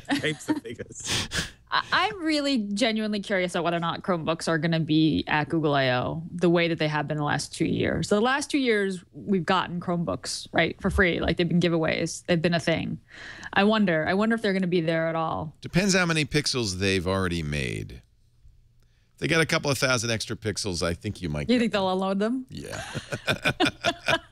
Well, we got Chromeboxes last year, which I plugged in once and haven't used. Yeah, the since. Chromebox is not exactly a hideously useful product. No, I'm trying to look at what to do with that.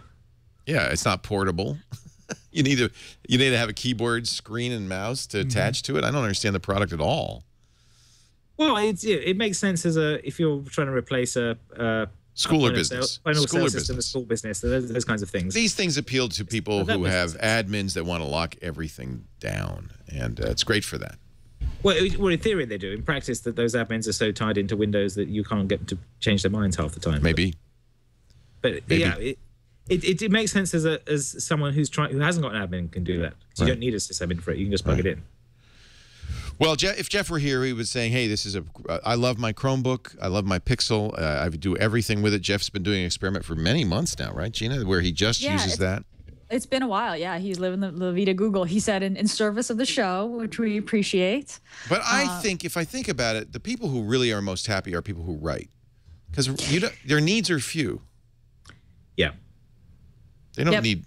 Programmer isn't going to want it. Although I just read a long Google Plus post from I think he's a Linux. I don't know if he's a kernel hacker, but he's a Linux programmer who said he loves his Pixel, loves it. But of course, what did he do? He put Linux on. Right. He's using it as a Linux box. Yeah, I've seen lots of tutorials pop up lately about how to get, and these are from programmers saying, here's how you get it to work. You know, the people that really aren't going to be happy are gamers, anybody that uses any third-party software. Yeah, if you're doing media production, it's media production, exactly. I mean, it's just not going to be good. And so, you know, who knows though? They might get there. But yeah, there are a lot of drawbacks. I mean, I'll tell you this. I mean, I'd rather be hampered and use a Chromebook than I would use Windows 8. Right. I'd rather give up all that stuff and not use Windows 8. You know what I'm using right now? Windows 8. Yeah, it just looks like any other computer. Yeah. Especially if I'm using Chrome. I don't like it. I don't like it either. That's a good question. Chromebook or Windows 8? I think I would choose the Chromebook maybe. as well. I would. I mean, if you didn't have any of those things that I mentioned, right? If you're not trying to run games or you're not trying to do something specific, I'd much rather use a Chromebook than Windows 8 if it's just for that online, you know, email, word processing, those kinds of things. Do you know anybody who's purchased this Dell Linux Ultrabook, the Project Sputnik? I don't. It's gotten good reviews, but I don't know anybody personally that's used it. It's an Ubuntu. It ships with Ubuntu. It's aluminum. It's apparently fairly nice. It's not cheap. USB 3, not USB 2. Mini display port, and it all works. Yeah, which it's is a really nice. nice piece of hardware, and good on for Dell for making sure that the drivers are there. You know, I mean, that's difficult. That's the biggest hurdle, is to make sure that all the drivers work with all that new hardware that they packed into that thing. Right. It's a really nice machine. But if you can't, I mean, if Dell can't do it, who can? Yeah. Yeah, and They've Dell's got the been on the market Ubuntu cloud. bandwagon for a while. They've been doing this for a number of years now, making machines. You can buy them just that come with Ubuntu. They're the first real major, hardware vendor or laptop vendor that has actually done this. There's been other ones around for a long time. I'm not crazy about Unity, but I could put another. You can put something else on there. That's the thing. Put Linux Mint on there. It's easy to and do. you're good. Yeah. Right. You want to buy me one? I'll review it for you. I was thinking of buying it. I was thinking of buying it. By the way, 1920 by 1080. I don't know how they're doing that, because that's something that classically Linux kind of, you get little tiny icons and stuff. No, I mean, actually, not for a long now? time. Yeah, absolutely. Especially if you've got a dedicated, NVIDIA graphics card. The driver, right? Yeah, yeah. You know, that's great. And even the Intel chips, with the built-in graphics, are doing that now. So 3 hours battery life. That's a little disappointing. I'd like to see more nowadays. Interesting. The opposite of to go back to the Chromebook story, did you see this Slate story? This writer on Slate basically got locked out of, I think it's his account. Yeah, he said it was like clear reason. I think it's a her. But it's a her. Okay. So what happens when you've got a Chromebook and you just can't I mean, it's useless, right? The Chromebook's useless if you can't sign into your account. So sure, her account got shut down. It was the generic message just saying you must have violated the terms of service somehow, and she couldn't get to anything. And she had to Gmail, call her friends docs. at Google, and it still took 6 days. Yeah, that was the scary part. She has friends at Google. She said, I asked all of my Google friends, what should I do? And she got different answers. Like one of them thought they should go to accounts. Another one thought they should go to policy. This was a bit of the terms of service that I actually didn't know about. She said, I felt like I'd been dumped. Felt like I've been dumped. In its terms of service, Google limits its total liability for stolen data, lost data, anything to the amount you paid us to use the services. Which could mean as much as the $249 per month you shelled out for 25 gig or more storage, or in my case, nothing. So that's essentially saying if you're not paying Google anything to host your data, the data is lost, or they shut down your account, which also in the terms of service they say that they have every right to do for any reason whatsoever. Then that there's nothing going on. So I mean, we've talked about this a lot here on the show. About backing up your stuff and using takeout and doing exports often because this kind of thing happens. Could you run takeout after the fact? No. I mean, this is what's wrong with. So I love the concept. I love the data liberation kind of concept, right? And I like the concept of takeout. But the reality is that unless you do it once a month or every 2 weeks or whatever diligently across all your products, the exported file becomes, gets out of date at some point. If your account did get shut down, and a lot of times the exporter files are just not as useful without the service. When you separate the data from the service, it's just like, well, okay, now I've just got this, this. What good is this XML file? Right. Yeah. 500 gigabyte XML file I can't use. Yeah. So I mean, this story, this is kind of my nightmare story about sort of moving all my stuff to the cloud. Is that at some point, and Google just does not have the mechanism set up to appeal this. There's no structured appeal process. They don't tell you what part of the terms of service you violated. In fact, I think she said she was working on a spreadsheet that involved some phone numbers or something, some private information, and she thinks that might have been the terms of service violation, but I don't even think she's sure. That's scary. That's what's really scary is you still don't know. And if you haven't, you could learn Python and query the Python user script and ask, talk to me, what did I do?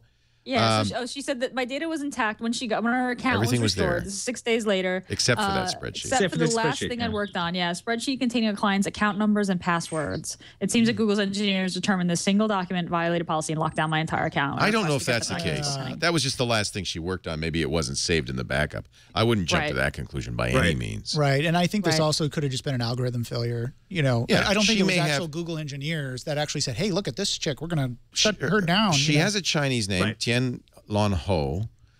Could have been a confusion in name. Maybe they thought she was a Chinese hacker. I mean, there's all sorts of but the problem is Google's opaque. You don't know. It was a Googler who got it restored after 6 days and escalated it, she said, to the right person. Right. Yeah, but she had to know somebody inside Google to escalate. I mean, not everybody knows someone. I mean, I don't know about you, Leo, but I often get people say, oh, you do this week in Google? Like, I'm having this problem. Yeah. I can't get anyone at Google. Can you get me a pixel for cheap? Can you please, there's someone that I can, it's tough. It's tough. I get that all the time. And what I tell them is, no, I intentionally avoid conversing with anybody from the companies we cover. I don't want to have any relationship with them at all. I wonder if this is an opportunity. Maybe I should start a Google support business. Third party Google support. Call me and I'll help you fix your phone or help you fix your... Well, I still have, I think. Wasn't there a company that did that backup thing? What was the name of that? Oh, yeah. They back up all your social networks automatically. Storify? No, not Storify. That's the tweet creation.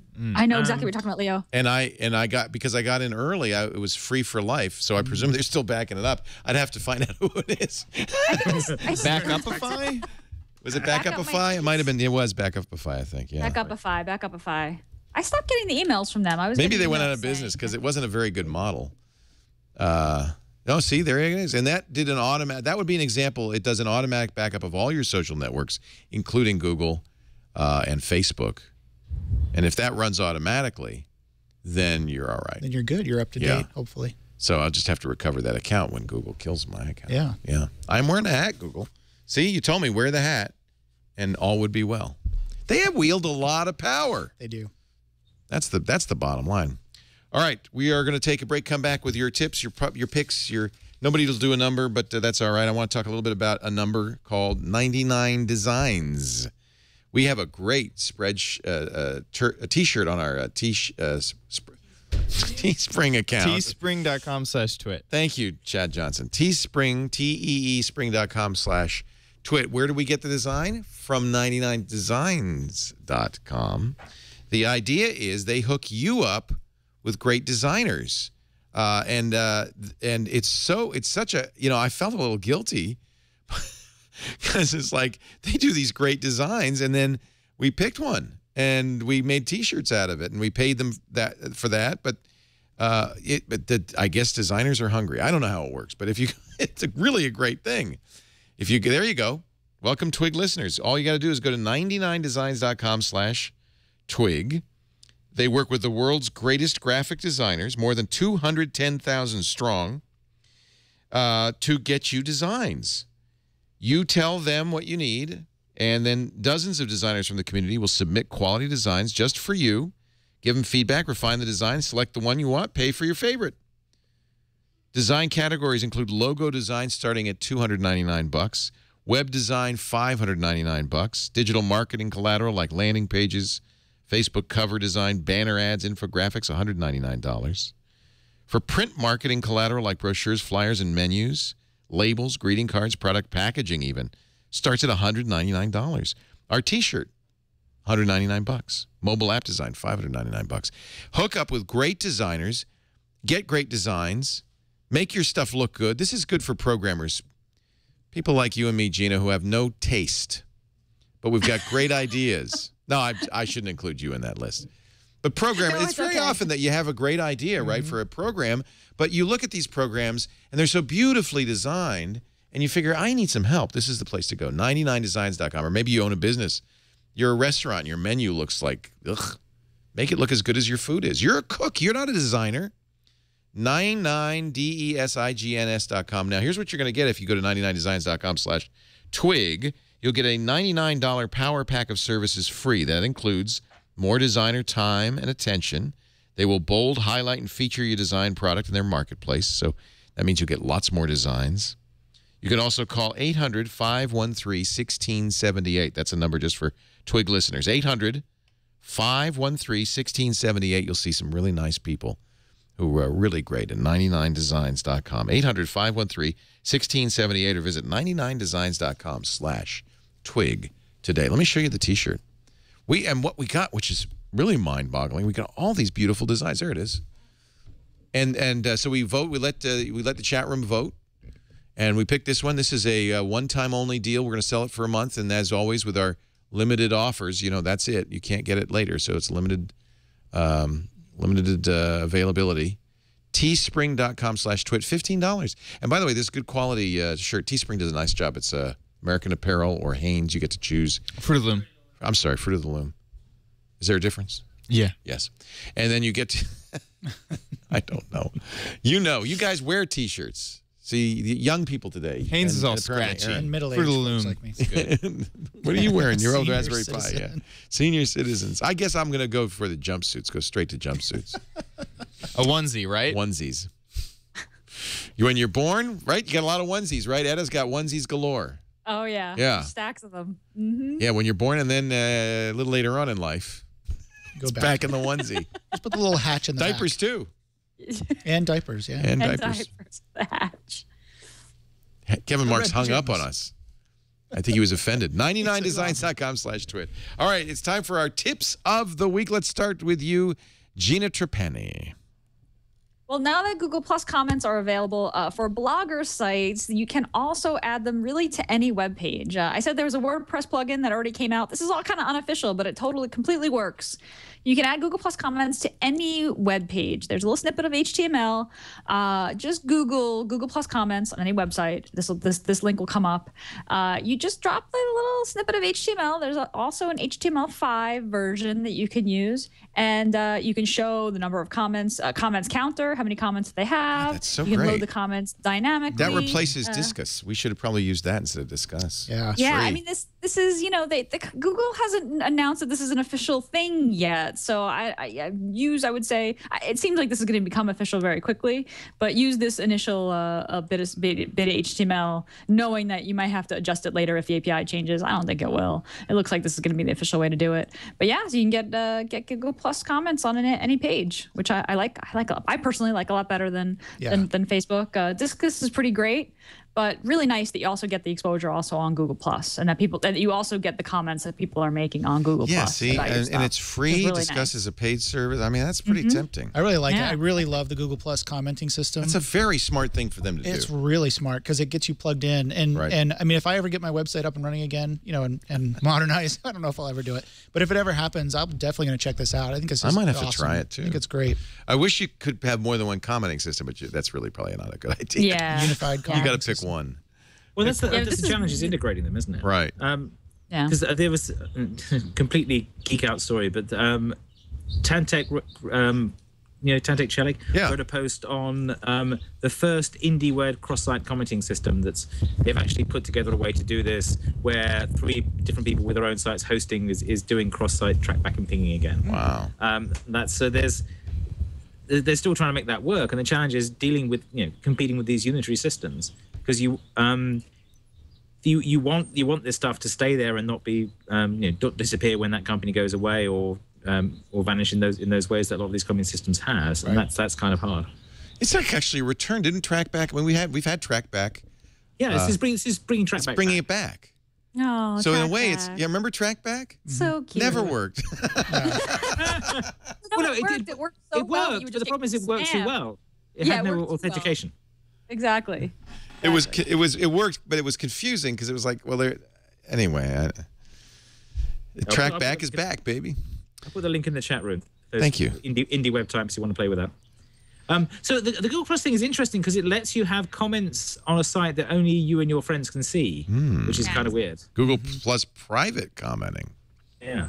Your very own Google Plus. And there might be comments that you can't see, right? That other people can see. Well, as you all know, April is the cruelest month, so it's time to talk poetry with Kevin Marks, who actually has a good public school education. Indeed. Well, in the UK, we call it state school because public school means private school. Oh, I'm sorry. So you don't have a public school. You didn't go to Eton or Harrow. All right. Eton or Harrow, no. So these are a couple of sites that I think are very cute. There's one called googlepoetics.com. And if you go to that, it's a list of when Google autocomplete turns into little poems. Let's not do the first one. Do the one at the bottom of the list from yesterday's World Poetry, because that's a good one. Apparently, there's some very horny people who've started using this because they're all hold me closer, Tony Danza. So I'm just reading. Why does that come up? No, it's because people think that's what Elton John's singing. That's what they think it is. Yeah. Hold me closer, Tony Danza. I think that's the bloggess made that joke, so I think that's her got that one in there. But I love the bloggess. God bless her.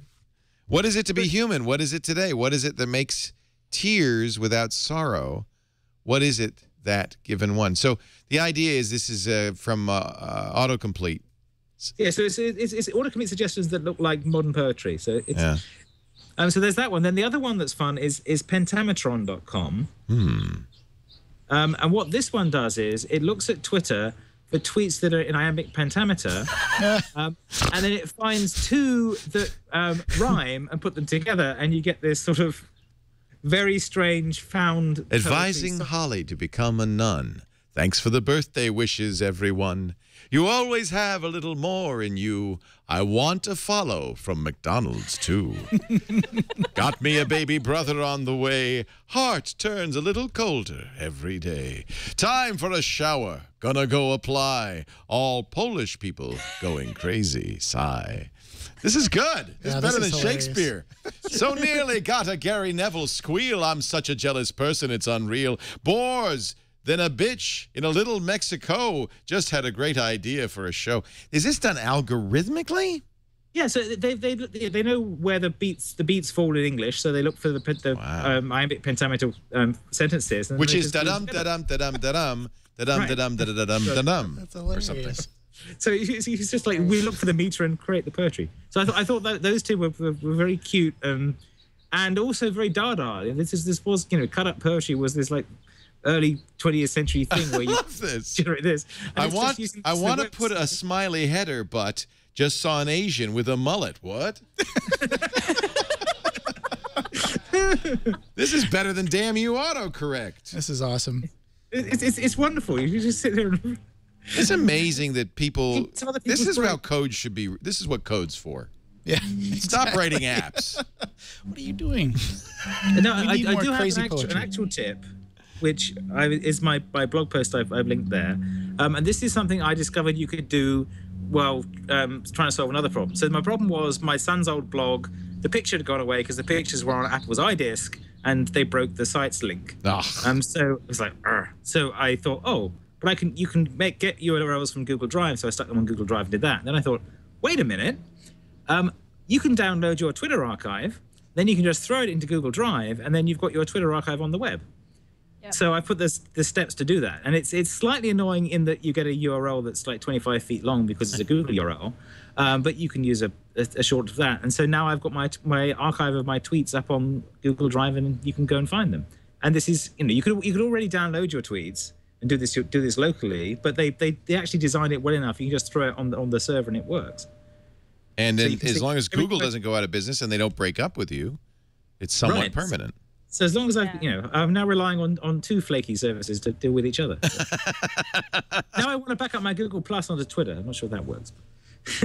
Yeah, I mean, this is the usefulness of the HTML export, right? Like, this is really nice that you could just do and Facebook offers this as well, right? Can't you export all your stuff and you get HTML? Mm-hmm. And you do, actually, I should do it with the stuff that Google dumped, because you get that from bars as well, don't you? You get an HTML dump from bars. I should put that up too. So if you go to j.mp, this is Kevin's shortened URL for all of his tweets ever. /KM tweets. /KM tweets. Well, it isn't, because it only goes up to the beginning of April when I did this. So you have to beginning of you have to set up a cron job to do this. It's a cron job. There you go. Yeah. Well, he said that it's a manual process with Twitter, but oh, come on. as it's monthly, you can do it once a month and update it. So I need to update it in April. And what's nice is it's nicely formatted. Twitter obviously is doing this in HTML and XML, right? So there's some formatting. What they actually do is they download all the tweets as JSON, as if they were coming from the API, and then they have some code that runs there in JavaScript that renders them in HTML. It's very nice. So this is a large HTML file that Google Drive is just rendering for you. Yeah. Actually, your browser's rendering it. Google Drive is storing it for you. Google's just storing it. So Google's just being a dumb server, and the Twitter stuff is working quite nicely, which is, I'm going to do this. That's cool. Team. It's not a think up replacement, but it's cool. Oh, thanks, I had to say that.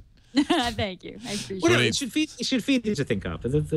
Dal, that's the next step. It does. Yeah. We're working on the import right now. Kids, this is why web standards are so important. Now you know. Yes. Yeah. So now you know the rest of the story. Aaron, you got anything for us? A little tip? Yeah, actually, you do. I use what you use. Yeah. So this is something, if you're not familiar with it, I think a lot of people probably are. If you're not familiar with this particular program, it's called Wi-Fi Analyzer. And so a lot of people have trouble connecting to Wi-Fi, or maybe they have intermittent Wi-Fi service, Wi-Fi connectivity at their house, whatever. So it's a little tool that you can get, you can download. Let me make sure I got it in the frame. There we go. So I'm actually running this here at the Twit brick house, and you can see all the different. The problem. Yeah, you can see the problem exactly. This is why there's so many problems. These are all the Wi-Fi that is cool. connections that I can see from my phone, and it tells you along the bottom. It tells you what channel it is, and it tells you what the signal strength is. So if you're wondering, and I know that you can look at this if you're selecting a Wi-Fi network, it'll give you the little bars and says, oh, this is a stronger signal or whatever. But this is good in a couple of ways. So one thing you can do with this, if you're setting up a Wi-Fi, a new Wi-Fi router, or if you're not getting good service and you're wondering why, you can go look at this and say, oh, I know why. It's because everyone's on channel 11. Right. So then you can go back to your Wi-Fi router and you can turn it to channel 6 or channel 1, and you'll get much better throughput and better signal strength if you don't have as much conflict on those channels. So that's one thing you can do with it. It's really simple to use. There's different modes you can do. You can do a time graph, which is kind of messy actually in this case because there's so many different Wi-Fi signals. That doesn't really help so much. Holy moly. Yeah. Well, it tells you something. You can do a channel rating, which is really good. So if you were, this is really an easy way to set up a new access point on your system. If you want to know, right off the bat what to set it up on, right here you would choose channel 14. And you can just do a simple AP list, and it'll tell you the green bars are good, more green is good for all these things. And then the last thing you can do is a signal meter, which is really cool if you're running, what version of the Apple phone was it that had the antenna problem? 4. 4. So like right now, whatever I'm connected to is getting a little above negative 60 dB. And I think if I actually got better signal quality by putting my hands around it. Usually you'll see that drop off. That's not supposed to happen. What phone are you using there? Yeah, this is the Galaxy That was Nexus. Apple's contention, is it happens to everybody. Yeah, and it actually does. I'm not going to, of course, at the live demo, I'm not going to It depends, because your hands can act as your body can act as an antenna. It could if I was actually making contact with it, but I've got a case around this. So anyway, so that's it. I mean, it's a pretty simple tool, and if you're having trouble, I actually use this at my house. My wife's Nexus 7 was not getting good reception, and I was like, what is going on? Everybody was complaining. I went, looked at it, sure enough, verified that my phone and the Nexus 7 were way off. And so then I started looking, and the case had popped open in the back. Somebody had dropped it. The case had come open, just a tiny little crack, and that's where the antenna is. So it wasn't making good connection, so I was able to fix that, and, of course, then the signal strength went right back up to where it should be. So check it out. It's Wi-Fi Analyzer, available on the Google Play Store for free. This is a really good example of a program that you couldn't do on I tried to on an iPhone, because it doesn't give you access to that, that information. Only Apple can access it. I was so glad you mentioned that earlier. I was like, yay, that's cool. Yeah. And I used that in my apartment when I was in an apartment, and I had lots of signals, and it was really very, very helpful. That's one of the reasons I love Android, because you can get access to that kind of stuff. Apple locks up. Cool. I can see all my neighbors' networks now. This is great. Yeah, yeah, you can. And this is a similar program. Every smartphone, all the Android phones, have an auto brightness feature. But as you may remember, I was having trouble with the HTC One battery life, and one of the problems, it had several problems that I think, mostly able to correct, was that the auto brightness was set artificially high, because it makes the screen look better. So it was a super bright screen. And I kind of felt that. I was dimming the screen artificially, but this is for real geeks. And Russell Tammany, our IT guy, told us about it. It's called Lux, and it lets you program your auto brightness based on, I have it set here, and this is the dashboard, based on the brightness here. So the sensor on the phone is measuring 320 luxes. Lumens here, and I can say, you know what, this screen's a little dark in that kind of brightness. I want to, whenever I'm in anything that's this bright, let's set it for 77% brightness, and it will do that. And there's a variety of other features. This is the most complex program you have ever seen for auto brightness. But you know what? If you're a geek, this is why. If this is the kind of thing you say, why would I ever want to do that? Get an iPhone. If this is the kind of thing where you go, oh, that's pretty cool, I'd like to do that. This is why you like Android. These are the measurements I've done and the settings I've set at different brightness levels for different lumen levels. It's called Lux. There's a free version, but for a couple of bucks you can get the paid version. Lux Auto Brightness by Vito Cassisi. Very nice app. The other app that he told me about, which is kind of handy, is a widget to monitor milliamp draw by the off the battery. And the temperature of the battery. It's called Current Widget, and it is a fabulous little tool that will. I even have a log file that I can look at the power drain from my my phone over time, the temperature, and when you're charging on some phones, not all phones. This is something that seems to be hardware specific. It'll even tell you how many amps the charger is drawing at any given time. Oh, that sounds handy as well. Very useful. I've got a problem that I've got some cables that I'm never quite sure if they're plugged in properly. Exactly. Yep. Or, there's two kinds of charging depending on the amperage of the charger you're using. There's a trickle charge, or there's a blast charge, and you may not know which you're getting. This is very useful for that. But it was helpful for me to diagnosing, am I drawing a lot of power? Is there a program drawing a lot of power? Right now I'm using 271 milliamps, and it goes up and down, and that's very handy. Very, very nice little program. So a couple of tools to improve the battery life, or at least to have more control over your Android phone. We got to run. Mitch Kapor is our guest on Triangulation. I'm very excited to talk to him. Very cool. Yeah, the creator of Lotus nice. 123 and the founder of the Electronic Frontier Foundation. We're going to have some fun with Mitch. Boy, I'm really glad we could have you guys here. We're sorry Jeff wasn't, but he'll be back next week. Kevin Marks, great to have you as always. You can catch Kevin pretty regularly on the Gilmore Gang, by the way. I notice you're on all the time. Yes, I'm on there every week. Yeah, every week. Tumblevision.tv on hiatus right now. Back soon, I hope. If they find we're still trying. Yeah. And of course, he works for Salesforce.com. Thank you, Kevin. Great to see you. Thank you, Aaron Newcomb, for being here. You bet. Follow him on Google Plus or on Twitter. AARON. Yep. Really? Facebook? Even really? Facebook. You want people to follow you on Facebook? Absolutely. Really? Yeah, whatever's comfortable for you. There's too many people on Facebook to ignore all those users. Oh, yeah, absolutely. So if Facebook's your thing, follow me on Facebook, and you'll get all my Google posts reposted to Facebook. Right. So AARONNEWCOMB. And you can catch me on All About Android for the next few weeks as I'm filling in for Jason Howell. Thank you for doing that. So absolutely. Yep. And on Floss Weekly, I'll be on Floss Weekly again next week. We'll be talking about a very cool file system. You're not going to want to miss it. You know what? We had in here the creator of a, what was it? OwnCloud. OneCloud. OwnCloud. And I have his card for you. Yes. It's a great open source project that unifies, lets you create your own Dropbox, basically. You're familiar with it. Yeah, I've heard about it. We'd love to have him. Cool. Yeah, he was great. Gina Trapani is also on All About Android every Tuesday and joins us on Twig every Wednesday to talk about Google and Android. So nice to have you. She is a developer, author of Think Up, the amazing Twitter analysis app, To Do Text, which is a to-do list on iOS and Android, and mother. I gotta start blogging again now that I can get Google Plus comments on my site. I know. It makes me want to blog again. Yeah. Like I can have people talk about my stuff on Google Plus and the site. I like this. Yep. I think I'm gonna replace Discus on my personal blog. I gotta resuscitate Smarterware, but this is a lot of fun. Love doing this show. You're the greatest. Thank you, Gina. Thanks, Thank Kevin. you, Thanks, Aaron. We do this show Wednesday right after Security Now, which means usually about 1 p.m. Pacific, 4 p.m. Eastern Time. 2100 UTC on twit.tv. Do watch live if you can. We love it when you're in the chat room and participating with the show, or even in studio. We have a pretty good studio audience today. Thank you for coming. But if you can't watch live, don't worry. twit.tv/twig is where you'll find on-demand audio and video of each and every show. Of course, you can always subscribe on iTunes or wherever you get your podcasts. Thank you for joining us. See you next week on Twig.